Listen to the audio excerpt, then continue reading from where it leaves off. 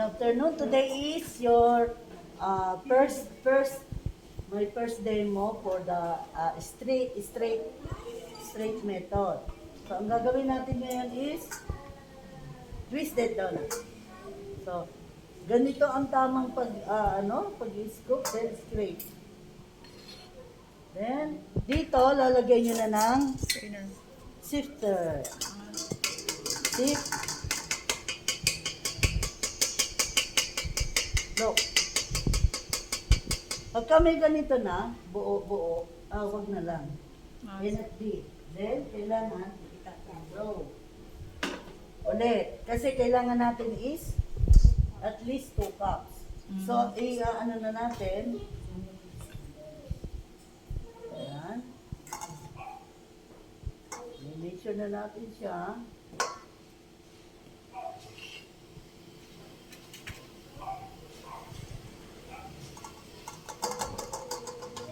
So, ang dami na natin nakikita ng no?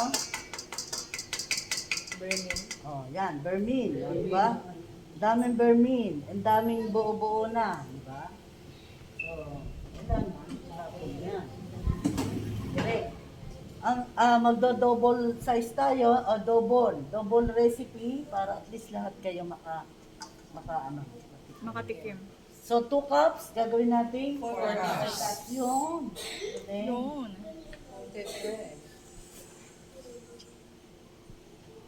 Okay. Okay. So, ganun din.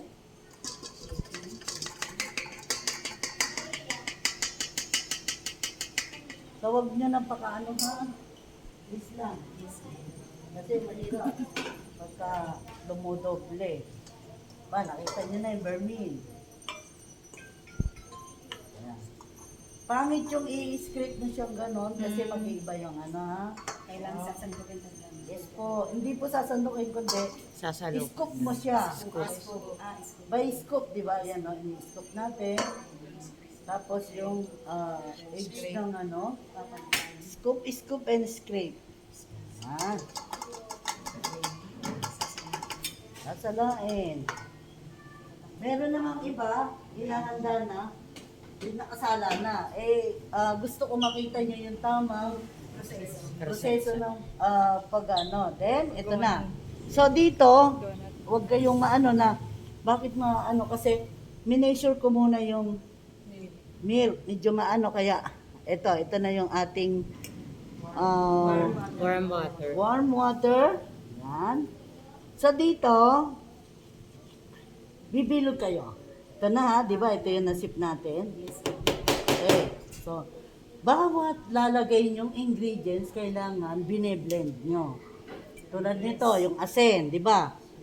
Asin ang iuuna natin sa harina para maitago. Table salt. Kasi, pagka si asin natikman ni yeast, siya ay hindi maganda ang tutubo. Yan. Yan. Asin, tapos, halo, blend. Para kumalat ang asin. Okay. So, susunod natin si sugar. Okay. Si sugar, hahatiin natin. Kasi, meron siyang, si yeast, kailangan natin siyang pakainin mamaya. Yan. So, si sugar, di ba, 1/4. Tapos, merong 1 tablespoon todo sa di ba? Yes po. Yan. Halo-halo. Mag-mix lahat. Para ma-mix lahat. Okay. Ma'am, yung sinulat niyo po ba sa whiteboard? Ganon din yung kadami ng mga nilagay niyo ngayon. Opo. Times 2 lang. Time is 2 lang. Doon sa ha. Doon tayo magta-time is 2. Okay. Doon sa flour. So, ganyan. Yung pinaka niya, pagka nakita nyo na okay na siya, blend na siya, kuha na kayo sa gitna. Bilog. So, pag nabilog niya na siya, bilog-bilog. Yan. Iuna nyo to. So, sabi nga, Warm water. 1 cup or di ba? Kaya, tayo ay 1 cup. Kasi bakit? Doble, di ba? Kaya, yan. Maputi. Yan. So, yan na yung pinaka-ano natin, warm water. Lagay. So, ano susunod? Itong sugar muna para matunaw. Or pwede rin na milk. Para matulog mabuti. Yes po.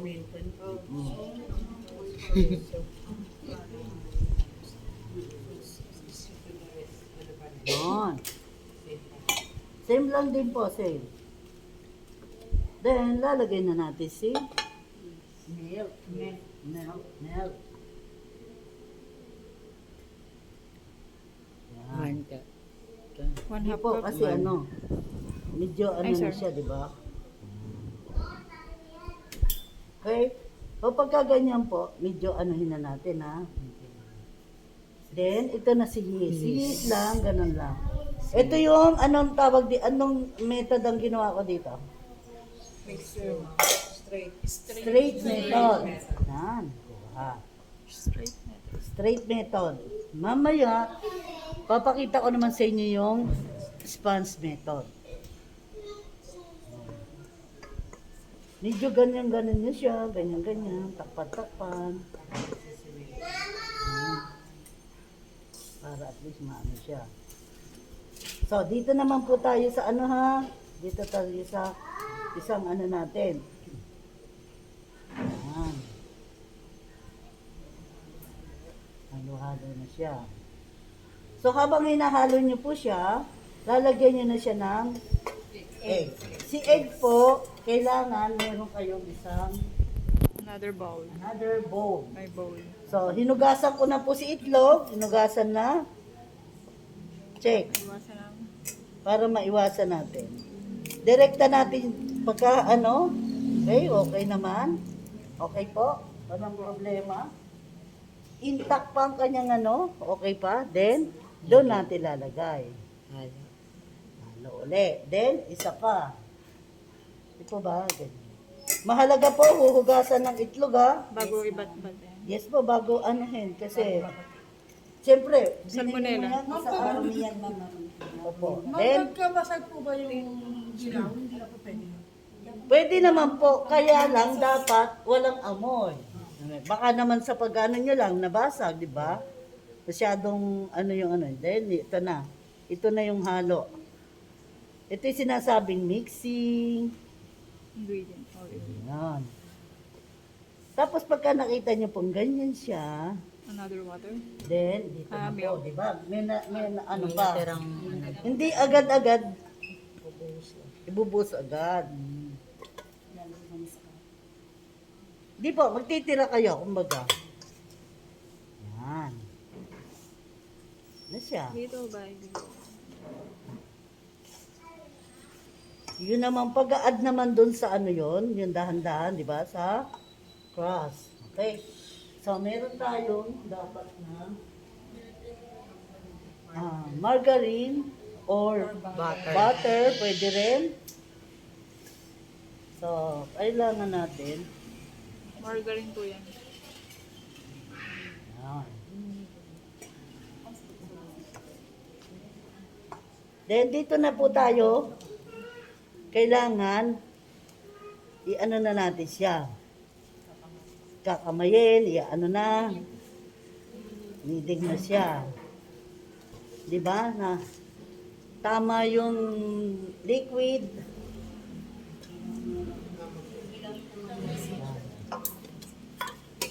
Tapos tingnan nyo. Walang, di ba? Direkta kung saan. Mahirap kasi yung masyadong makalat. Masakit sa mata. Okay. So, magugas muna po akong kamay para naman doon sa kneading. Kneading. Ito po ay nililinis ko mabuti ha.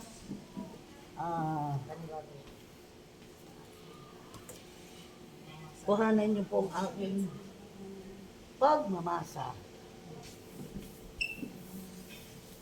So, kailangan po may konting oil. Opo. Konti lang naman. Konti. Para hindi dumikit. Opo, yung hindi ba siya ano?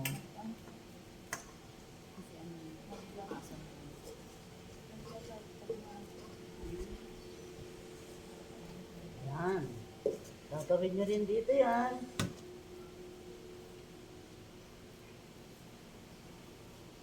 Yan, di po ba masyado sticky? Ay, hindi po. Mas lalong ano, mas maganda ang Kamay. kamay para at least Na, maniding mo yung palm mo, di ba? kaya bawal yung nakapolish. Kaya bawal, di ba? Sabi ko bawal ang. Kahit yung ano, sing-sing. Babakat. Opo. Tsaka hindi, di ba? 15 minutes yan, ma'am. Opo, mag-a-add tayo ng flour, di ba? Opo. Ay, 10 minutes? 15. Ah, 15. Ano ba pinagkaiba ng margarine sa butter? Ano po? Ano, Ano ba daw? pinagkaiba ng Okay, margarine ang sa butter po ay galing siya sa milk ng cow. Pero pwede rin naman margarine. Pwede po. Ang margarine, pwede rin tong oil. Kasi tatanong ni assessor. Pagka wala, anong gagamitin mo? Alternative na. Anong alternative na gagamitin mo? Kapag wala margarine, ay pag walang butter. Ito ng butter. Diba? So, dito naman, kukuha ka na ng ano. 1 cup ulit. Pandasting. 1 cup ulit na. Kasi hindi po nyo maano kung 1 cup kasi sigun dun sa mix. Sa ano nyo. Pagka masyadong sticky, mag-add kayo. Pero pagka masyadong ganito, maganda naman ang ano, kasi madadry. Dusting lang. Ang ano po, ganyan Opo.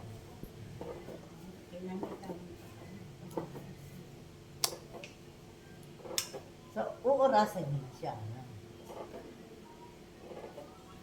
Para yung kanyang ano, 15 minutes. Hanggang sa maging ano siya, maging elastic. Ayan, diba? Ganun lang siya.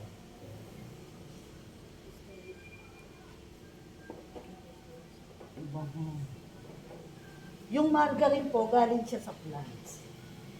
Yung butter, siya ay galing sa ano, milk. Ano po ulit? Galing Yung sa margarine? dairy. Galing sa cow's milk. Yung butter galing sa milk. Opo, at saka mahal. Samantalang si Margarine. margarine, galing siya sa ano, sa Veggie? plants. Ah, plants. Di ba mayroong mga corn oil, mga margarine na mga cotton seed, doon po siya galing. Diba? Ano yung texture? Ay, basta 15 minutes. Opo. 15 minutes. Ano po bibili? Kasi niya daw mga cold storage food yung binibidyo yung ginagawa. Ay! Opo. Nakabidyo po ba? Yes, ma'am. Oo.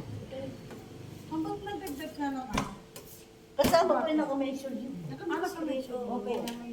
Ay, naka-measure yung margarine din. Hindi naman po supposed to be. Kumbaga, para bang unti-unti lang.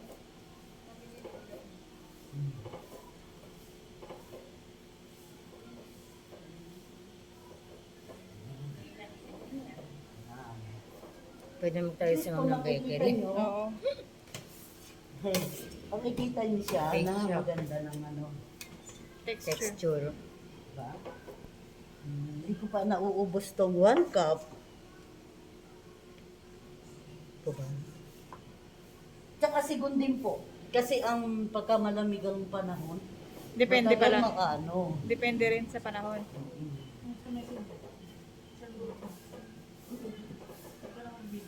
Basa niyo po yun. Para dun sa hindi.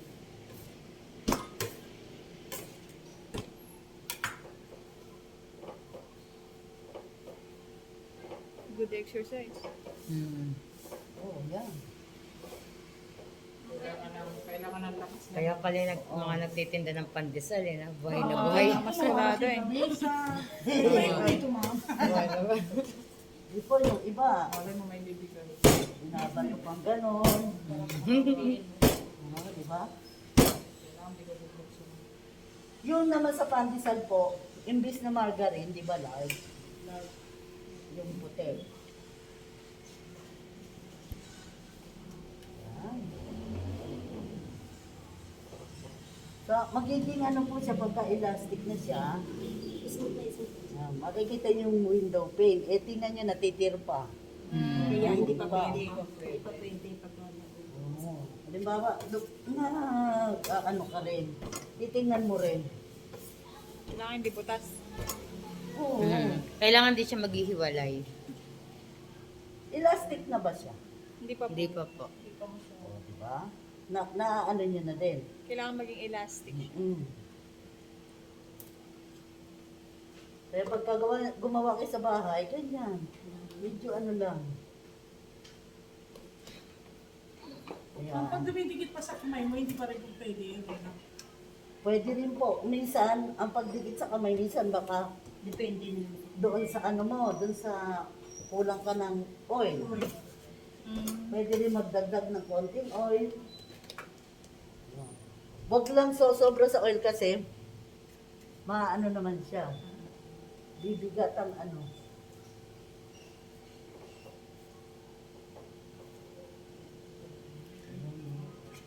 Yung oil po dyan, ma'am, kahit yung coconut oil, Pwede po, pwede. Kahit na anong oil sa ano. Huwag lang yung palm oil. Huwag lang. Kasi yung palm oil parang parang Kailangan canola oil. kahit vegetable oil po dito okay lang. Pero wag naman yung palm oil kasi parang malamsa ba.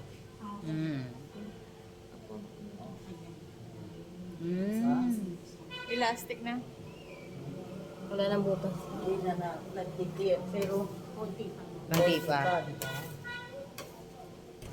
Ano yun sa ano yun. Malalaman niyo din yung pagkakain yun. Maganda yung ininiding mo siya sa palm mo kasi nakakatulong. Yung palm kasi medyo mainit.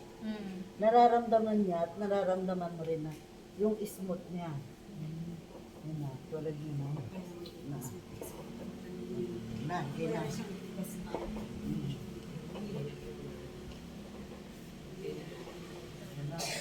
Hindi matatapos na pagtama na pool.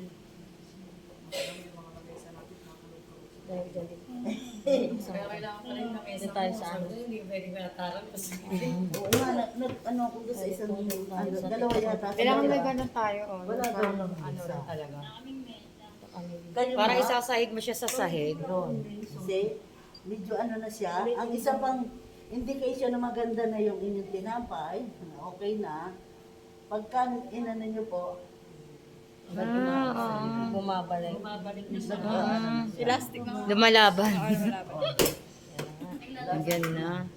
Oh. Ayo. Galing. Galing. Success. pwedeng dito lang mo siya balutan. Magre-rest. Pwede naman na babalutan sa isang ano, Sa bowl. sa bowl. Sa bowl.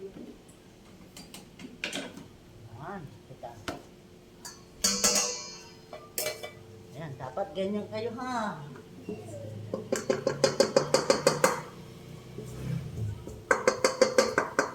Sa pinag-anuhan nyo, di ba?